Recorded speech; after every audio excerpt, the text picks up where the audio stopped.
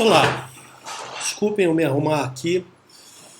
Eu me chamo Odir, sou bacharel, mestre e doutor em Direito pela Faculdade de Direito do Largo de São Francisco, da USP. Sou autista. Sou autista desde que nasci, é óbvio. Mas existe uma diferença entre o fato acontecer e nós tomarmos ciência do fato. Eu nasci autista, mas ninguém sabia nada sobre autismo, nem eu sabia. E assim eu cresci desconhecendo a minha condição. Como qualquer pessoa autista que cresce desconhecendo a sua condição, eu fui educado pelo mundo, quero deixar claro, é o mundo inteiro, para não parecer um autista. Por exemplo, eu perdi a conta de quantas vezes as pessoas me pediram para eu olhar nos olhos, né? E daí eu treinei a olhar para essa parte, disfarçando. As pessoas diziam que eu não era sociável, eu me forcei a me socializar. Eu sentia desconforto com determinadas músicas, determinados sons, determinados barulhos. Me diziam que era chatice. Eu me forçava a ouvir. A mesma coisa acontecia com cores. Cores muito fortes. Por exemplo, amarelo muito forte. E assim eu fui tocando a minha vida até que um belo dia, já com 48 anos de idade, aconteceu um fato. Eu acordei um dia, uma sexta-feira, muito mal, sem entender o que tinha acontecido comigo. E eu fui para o trabalho, fui dar aula, porque eu sou professor. E já no metrô eu me senti muito desconfortável no metrô de São Paulo, na linha azul, que é a linha mais barulhenta no metrô de São Paulo. E o meu desconforto virava náusea, tontura. Na estação São Joaquim do metrô, ao lado da escada rolante que eu pegava, tinha uma faixa amarela muito grande pintada na parede. Eu olhava para aquilo e me tonteava, meio que perdi o chão. E aquele dia eu dei aula com muita dificuldade de manhã, eu passei o dia inteiro na faculdade, à tarde eu fiquei num cantinho da biblioteca, né, lendo, para me desligar do mundo.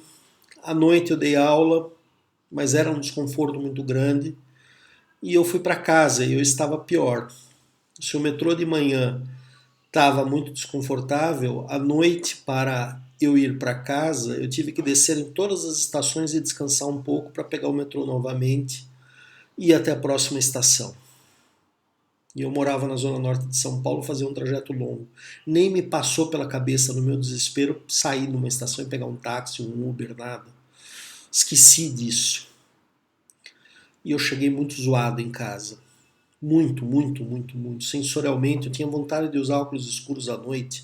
Eu queria ficar com meu fone de ouvido o tempo todo, tocando uma determinada música, o tempo todo, para encobrir o barulho da cidade. No dia seguinte, eu estava no mesmo estado, mas era sábado, à tarde. Eu entrei em contato com uma pessoa com formação em psicologia e perguntei se isso não seria síndrome do pânico. E a pessoa me falou, ouviu toda a minha história e falou: não, isso é sensorial, isso pode ser alguma coisa neurológica. Corre atrás de um psiquiatra. Conversando com um colega que se tratava com uma psiquiatra, falou: eu tenho uma psiquiatra que é neurologista também, marquei uma consulta com uma certa urgência. Fui atendido na mesma semana, cheguei lá de óculos escuros e fone de ouvido, não queria tirar isso nem da consulta, mas tirei, descrevi todos os meus sintomas e não saí com diagnóstico, mas saí com exames. Um exame de sangue, até para verificar alguma alteração hormonal, alguma condição específica, e um pedido de uma ressonância. E eu fiz a ressonância. Bom, dentro do aparelho lá da ressonância, eu desmaiei com o barulho. E quando eu pego o resultado da ressonância, eu vejo lá naquela descrição que dão no resultado que eu tinha 2 pontos de gliose no setor sensorial do cérebro, no córtex. Levo a ressonância para minha médica pega a ressonância, olha e fala o seguinte: todo cérebro é único, o seu é um pouquinho mais único. E fomos trabalhar aquilo que parecia uma síndrome psicótica, porque, como assim? Fui ter 2 pontos de gliose. O que é gliose? Gliose é um pequeno ponto de morte de neurônio. É uma espécie de micro AVC. Né? Bem pequenininho, os neurônios morrem naquele ponto. E aí fomos investigar por que eu fui ter 2 pontos de gliose no setor sensorial, que foi o setor que eu forcei a minha vida inteira. Porque era chatice, lembram? Era chatice minha. É isso que o mundo me ensinou. Eu não falo de pais, mas principalmente escola, amigos e outros tantos mais. Eu era chato nas minhas coisas, eu era estranho, eu era esquisito, eu era excêntrico. Eu era inteligente, mas eu era diferente. É isso que o mundo me dizia. E eu, nas minhas fantasias, achava que era o último Neandertal do planeta, né? Porque dizem que os Neandertais eram menos sociáveis que os Homo sapiens. Até que, com mais de 1 ano de tratamento, consultas periódicas, testes e outras coisas mais, por um acaso me cai às mãos um texto sobre síndrome de Asperger. Há 10 anos atrás, 11 anos atrás, alguém já tinha perguntado se eu tinha síndrome de Asperger. E eu, obviamente, disse que não. Eu, na minha ampla ignorância sobre o assunto, disse que não. Pois até que a minha psiquiatra olha para mim e fala: então, você tem síndrome de Asperger, que é uma forma de autismo. Parabéns. E me dá parabéns. Né? E daí vamos tratar. E para mim, o diagnóstico caiu como uma bomba, mas também foi uma saída da caverna, para usar o mito do Platão, uma das pessoas que estão acorrentadas na caverna, e uma pessoa de repente sai, consegue sair, descobre que o mundo é completamente diferente daquelas sombras que ela via, e aí eu mergulhei para estudar sobre o autismo. Eu não vou dizer que eu sei mais do que sobre autismo do que a minha psiquiatra, porque afinal ela é a psiquiatra, não eu. Né? Mas que eu me tornei um bom conhecedor sobre autismo, pelo tanto que eu estudei, eu me tornei. Isso dá para ver pelos vídeos que eu tenho feito. Né? A minha compreensão do autismo parte muito da minha própria experiência de vida. E hoje eu estou diagnosticado, hoje eu tenho um RG que diz que eu sou autista, eu tenho um bilhete único especial que me permite circular pela cidade, que diz que eu sou autista, tenho direito a um acompanhante. Tento exercer os meus direitos enquanto PCD, me assumo como PCD que eu sou, não vejo isso como um problema. E observo a fala de outros autistas. Eu tenho aprendido muito sobre autismo com outros autistas. Claro, também leio os documentos médicos, mas há uma diferença muito grande quando o texto é feito por um médico que é autista, né? É uma fala de dentro, é uma pesquisa diferente. E não só os textos médicos eu estudo.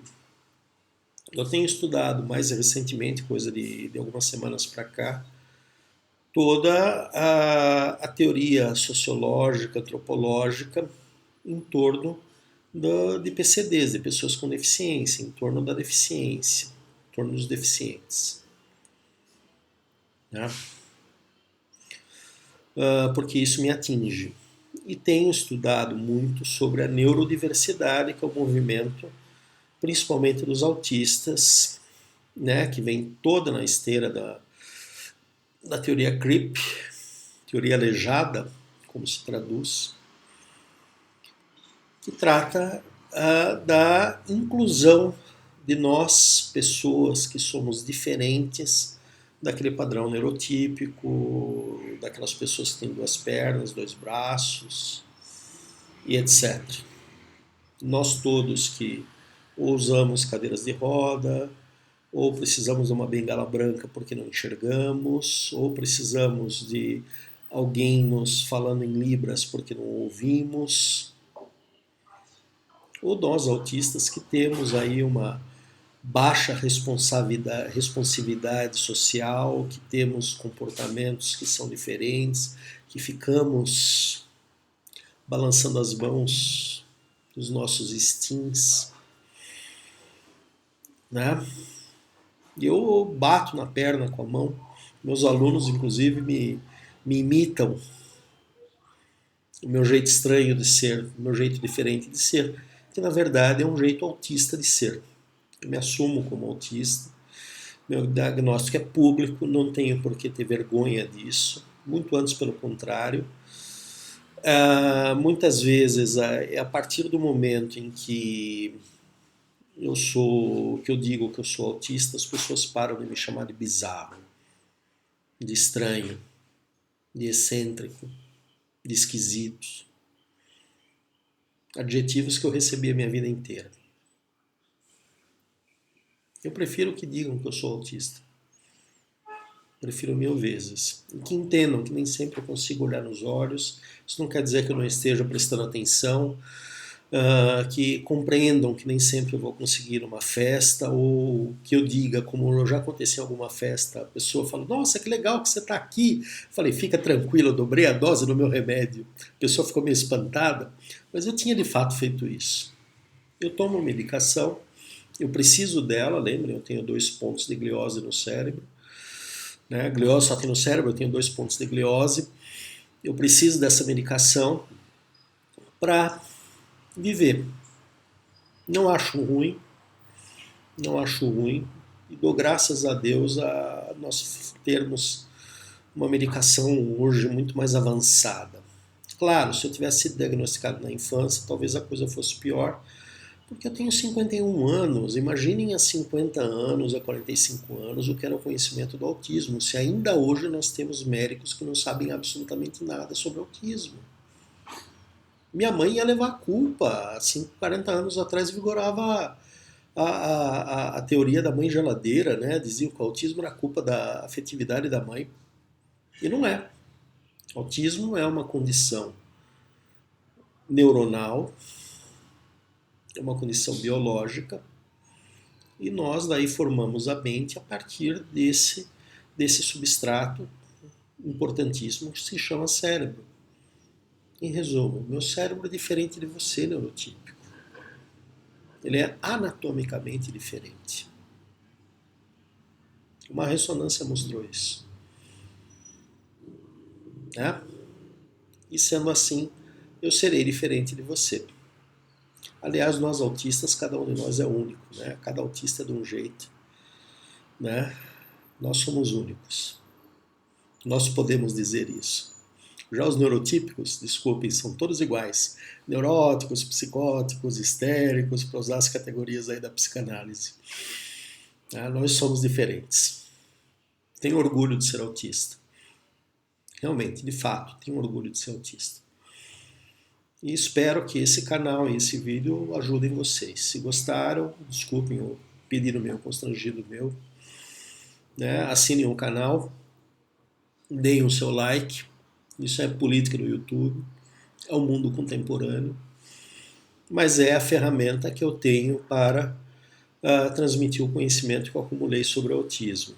E continuo estudando cada vez mais e tentando auxiliar os